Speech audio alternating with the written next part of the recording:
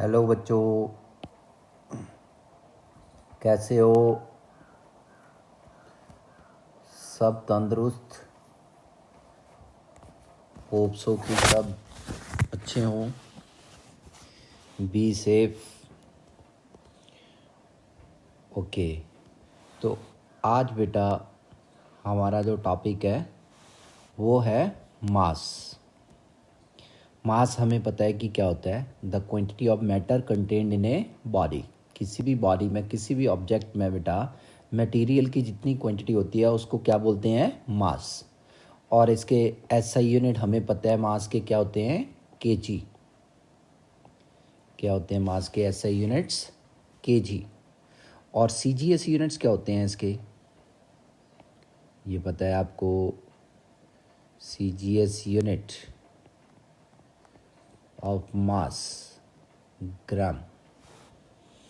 तो बेटा इसके बाद इसमें से जो ये पेपर के लिए 1 मार्क्स का क्वेश्चन बनता है वो बनता है बेटा लार्जेस्ट यूनिट ऑफ मास। ये एक इंडियन साइंटिस्ट के ऑनर में लिखा हुआ है, चंद्रशेखर लिमिट, CSL। क्या होता है बेटा? लार्जेस्ट यूनिट ऑफ मास कितना होता है? कौन सा होता है? चंद्रशेखर लिमिट। और इसको शॉर्ट फॉर्म में कैसे लिखते हैं? CSL। 1 चंद्रशेखर लिमिट की वैल्यू होती है 1.4 टाइम्स द मास ऑफ सन।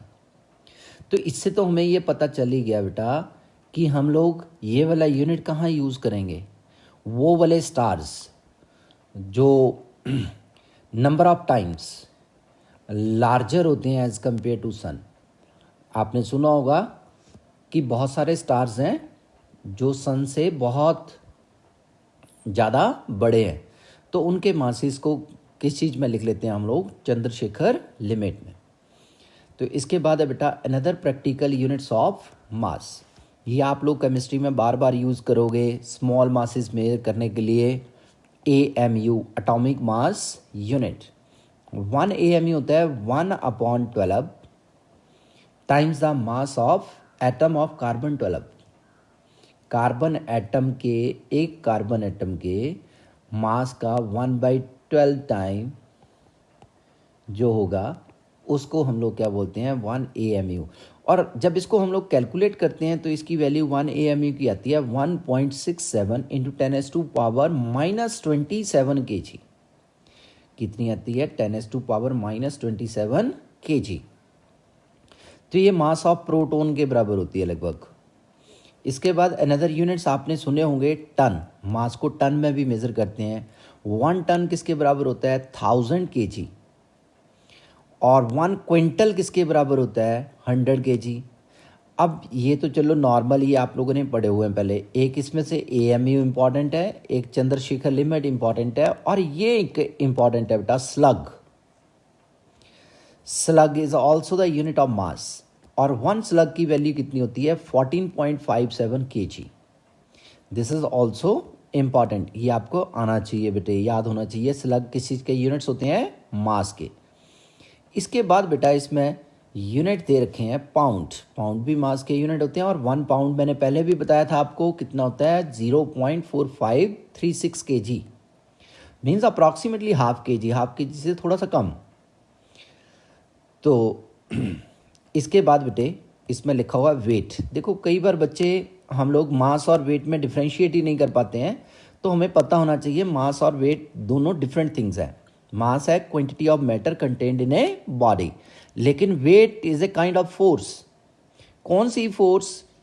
जो फोर्स अर्थ बेटा लगाती है किसके ऊपर? किसी भी ऑब्जेक्ट के ऊपर, to attract towards itself. Means it is the force by which earth attracts everything towards itself. आपने देखा होगा जब हम सब्जी मंडी जाते हैं तो क्या करते हैं, वहाँ पे एक वेइंग मशीन जैसी रखी होती है उन्होंने, फिजिकल बैलेंस। तो यहाँ पे कोई भी चीज़ रखें तो नीचे को आ जाता है, ये वाली साइड इसको बैलेंस करते होते हैं। तो क्यों आता नीचे को? Because of gravitational force.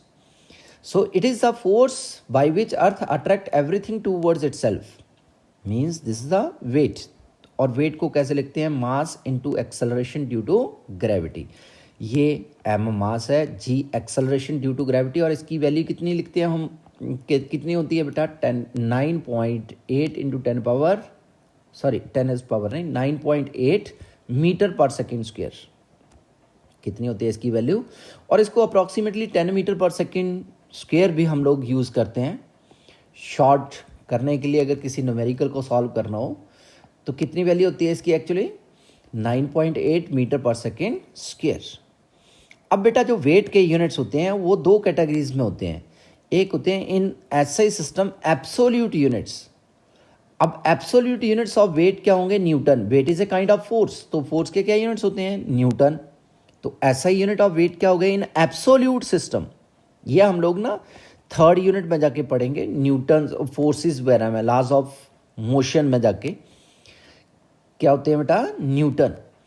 और इन एसआई सिस्टम ग्रेविटेशनल यूनिट्स, जब कोई बॉडी ग्रेविटेशनल इफेक्ट में हो तो क्या यूनिट्स होते हैं वेट के बेटा, kilogram force, KGF, KGF kilogram force या kilogram weight, KGF stands for kilogram force, KG WT kilogram weight, same ही मीनिंग है बेटा इनका। और 1 केजीएफ में कितने न्यूटन होते हैं, आप देखो एक ग्रेविटेशनल यूनिट और एब्सोल्यूट यूनिट का रिलेशन है, न्यूटन और केजीएफ का रिलेशन, 1 केजीएफ में कितने न्यूटन होते हैं, 9.8 न्यूटन, ये बात हमें याद होनी चाहिए।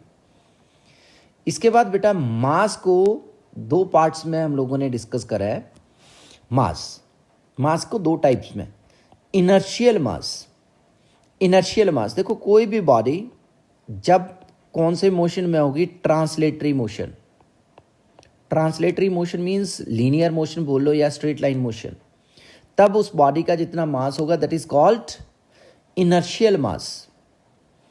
The mass of a body which determines its inertia in translatory और linear motion is called its inertial mass. मान लो ये कोई बॉडी है अर्थ के ऊपर, इसके ऊपर हम लोगों ने क्या लगाई, फोर्स, तो ये एक्सेलरेट करेगी, तो हमें पता है फोर्स किसके बराबर होती है, मास इनटू एक्सेलरेशन। तो यहाँ पे जो मास यूज करते हैं वो कौन सा मास होता है, इनर्शियल मास। तो ऑब्वियस है इनर्शियल मास किसके बराबर आ जाएगा बेटा, force upon applied force upon acceleration produced. So यहाँ पे लिखा हुआ thus inertial mass of a body is defined as the ratio of applied force to the acceleration produced in it. अब बच्चे यहां से जो क्वेश्चन आता होता है ये आता होता है बेटा कि इनर्शियल मास को कौन से डिवाइस के साथ हम लोग मेजर करते हैं, ये 1 मार्क्स में आ जाता है, inertial balance. Inertial mass is measured by using inertial balance. कौन सा बैलेंस यूज करते हैं हम लोग, इनर्शियल बैलेंस। ये पॉइंट टू बी रिमेंबर बेटा, ये आना चाहिए हमें कि इनर्शियल मास को मेजर करने वाले डिवाइस को क्या बोलते हैं हम लोग, इनर्शियल बैलेंस। इसके बाद है बेटा ग्रेविटेशनल मास। कौन सा मास, ग्रेविटेशनल मास। ऑब्वियस है जब कोई बॉडी किसके इफेक्ट में हो, मूव कर रही हो बेटा, ग्रेविटी के इफेक्ट में, तब जो उसका मास होगा उसको हम लोग कौन सा मास बोलेंगे, gravitational mass. The mass of a body is measured when it is under the effect of gravity is called gravitational mass। कौन सा मास बोलेंगे उसको हम लोग, ग्रेविटेशनल मास। जब कोई बॉडी कब मूव कर रही हो, कब मेजर करें हम mass, under the effect of gravity. तो इसमें हम लोग कौन सी फोर्स काउंट करेंगे, ग्रेविटेशनल फोर्स। तो हम क्या बोल सकते हैं, mass of a body which determines the gravitational pull of earth acting on it is called gravitational mass. ये सेकंड स्टेटमेंट बन गई इसकी। तो ग्रेविटेशनल मास, एम जी का मतलब क्या है, ग्रेविटेशनल मास किसके बराबर हुआ, gravitational force upon acceleration due to gravity. तो अब ग्रेविटेशनल मास को कौन से डिवाइस के साथ मेजर करते हैं बेटा, ये हमें देखना है। Gravitational mass is measured by using device known as physical balance. जो हम सामान खरीदते हैं जाके, जैसे सब्जी मंडी से सब्जी या करियाने की शॉप पे जाके करियाने का चावल जो भी आप खरीदते होंगे, दाल, ऐसा ऐसा कुछ, तो वो किस चीज़ के साथ मेजर करते हैं, उनके पास जो डिवाइस होता है उसको क्या बोलते हैं हम लोग, फिजिकल बैलेंस। अब बेटा सोचने वाली बात है कि एक बॉडी है, ये एक तो ये इसका मान लो ट्रांसलेटरी मोशन है या लीनियर मोशन इधर को, तब इसका मास जो होगा वो कौन सा होगा, इनर्शियल मास। अगर यही बॉडी अब कैसे मूव करी, सेम बॉडी ग्रेविटी के इफेक्ट में, तब इसके मास को बोलते हैं ग्रेविटेशनल मास। अब बॉडी तो सेम थी, तो अगर बॉडी सेम थी तो मास भी सेम रहेगा, तो प्रैक्टिकली हम क्या बोलते हैं कि gravitational mass is equal to inertial mass. Practically हम क्या बोलते हैं बेटा कि ग्रेविटेशनल मास किसके बराबर होता है, इनर्शियल मास के बराबर ही। देखो अगर बॉडी सेम है तो चाहे वो ग्रेविटी के इफेक्ट में हो और या फिर उसका कौन सा मोशन हो बेटा, ट्रांसलेटरी मोशन, तो मास तो उसका क्या रहेगा बेटा, सेम। तो ये सिर्फ ग्रेविटेशनल मास और इनर्शियल मास सिर्फ ये टाइप्स ऑफ मोशन के साथ ही हम रिलेट कर रहे हैं, otherwise mass of a body does not change, mass of the body remain same both in translatory motion as well as in gravitational motion. So ये था आपका लिटिल बिट बेटा मास के बारे में। इसके बाद है हमारा बेटा टाइम। टाइम के बारे में थोड़ा सा हम लोगों पढ़ेंगे। टाइम क्या होता है बेटा, सबसे पहले तो आइंस्टाइन ने क्या कहा कि time is simply what the clock reads. जो आपको क्लॉक बता रहा है बेटा वही टाइम है। लेकिन अगर हम इसको जनरली सोचें, सपोज कर लो आज किसी बच्चे का बर्थडे है, किसी का भी बर्थडे मान लो, कितनी आज डेट कुछ भी हो सकती है, आप पता नहीं कितनी है, मान लो 23, 22, और नेक्स्ट ईयर फिर उसका एक बर्थडे आएगा, इसको फिर सेलिब्रेट करेंगे हम लोग, कितना 22 में 2022 में हम उसका बर्थडे फिर सेलिब्रेट। इट मीन्स दैट ये दो इवेंट्स हुई, तो ये दो इवेंट्स के बीच की ड्यूरेशन जो थी, इस ड्यूरेशन को हम लोग क्या बोल रहे हैं बेटे, duration between two events is known as time. Time के ऐसा यूनिट आपको पता है सेकेंड। अब बाकी के यूनिट्स और बहुत सारे होते हैं, डे, वीक, आवर्स, मिनट, ये आपको पता है, ये जनरल यूनिट्स हैं इसके बेटा। अनदर यूनिट्स ऑफ टाइम, जैसे ये डे से स्टार्ट किया मैंने, इसको सोलर डे बोलते हैं। तो डे एंड नाइट कैसे बनते हैं आपको पता है, ये वन डे में कितना टाइम लेते हैं, 24 hours.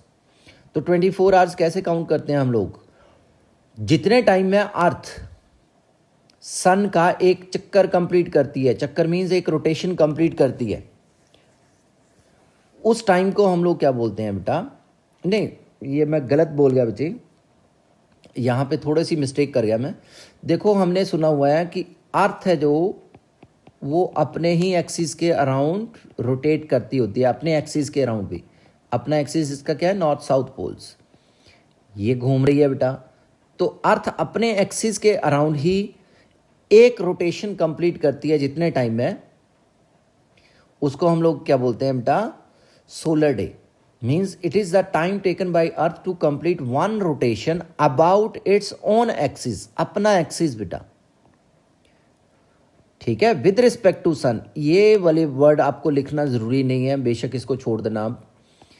About its own axis, ये विद रिस्पेक्ट टू सन हम चेक कर रहे हैं, मीन्स हमारे पास जहाँ पे हमें खुद को सपोज करना है कि हम सन पे हैं, तो उसको हम लोग क्या बोलते हैं बेटा, one solar day. One mean solar day 24 hours, 24 hours means 24 60 minute 60 seconds, तो कितना आएगा 86400 सेकेंड्स।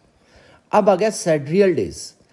अब देखो बेटा यहाँ पे हम लोग विद रिस्पेक्ट टू सन देख रहे हैं, सेड्रियल डेज में हम लोग कैसे देखते हैं बेटा, with respect to distant star. It is the time taken by the earth to complete one rotation about its own axis with respect to a distant star. अब सन के अलावा कोई और दूर स्टार है कोई, उसके विद रिस्पेक्ट टू चेक कर रहे हैं हम लोग, किसकी रोटेशन, अर्थ की, अबाउट इट्स ओन एक्सिस। तब क्या बनेगा बेटा, एक रोटेशन कंप्लीट होगी जब about the own axis of earth with respect to distance star, तो हम उसको क्या बोलते हैं, उस टाइम को सेड्रियल डेज, सेड्रियल डे। इसके बाद है बेटा सोलर ईयर। सोलर ईयर ये तो आपको पता ही है, 1 ईयर। 1 ईयर कौन सा होता है, अर्थ, ये मान लिया मैंने सन, सन के अराउंड अर्थ रिवॉल्व करती है, ये मान ली मैंने अर्थ। अब अर्थ बेटा एक रिवॉल्यूशन सन के अराउंड जितने टाइम में कंप्लीट करती है, दैट इज कॉल्ड 1 ईयर या solar year. It is the time taken by earth to complete one revolution around sun. So one solar year में कितने डेज होते हैं हमें पता है, 365.25 सोलर डेज। इसके बाद आ गया ट्रॉपिकल ईयर। ट्रॉपिकल ईयर होता है जिसमें बेटा टोटल सोलर एक्लिप्स हो। जिस ईयर में टोटल सोलर एक्लिप्स, ये सुना होगा आपने, सूरज ग्रहण, the year in which there is total solar eclipse is called tropical year. इसके बाद लीप ईयर, ये सबको पता है बेटा, जिसमें फेब मंथ 29 डेज का हो। ये 4 ईयर्स के बाद आता होता है। The year in which the month of Feb is of 29 days is called leap year. इसके बाद ल्यूनर मंथ। अब बेटा देखो, मून है जो, वो सन के अराउंड, सॉरी अर्थ के अराउंड घूमता है। किसके अराउंड? अर्थ के। मून एक सैटेलाइट है बेटा, नेचुरल सैटेलाइट अर्थ की। तो मून जितने टाइम में एक चक्कर मीन्स एक रोटेशन कंप्लीट करता है, किसके अराउंड? अर्थ के अराउंड, उस टाइम को हम लोग क्या बोलते हैं बेटा? Lunar month. Means it is the time taken by moon to complete one revolution around earth. तो कितने टाइम में कंप्लीट करता है? 27.3 डेज में। So one lunar month is equal to 27.3 days. ये इंपॉर्टेंट है, ये याद होना चाहिए बच्चों को। ये भी इंपॉर्टेंट है। 7th shake. बेटा smallest practical unit of time कौन सा होता है? शेक। और वन शेक की वैल्यू कितनी होती है? 10⁻⁻8 सेकेंड। कितनी होती है? 10⁻⁻8 सेकेंड। ये याद होना चाहिए आपको। कितनी होती है? वन शेक की वैल्यू 10⁻⁻8 सेकेंड। अब बच्चा कई बार यहां से क्वेश्चन आता था, name the phenomena use to measure time.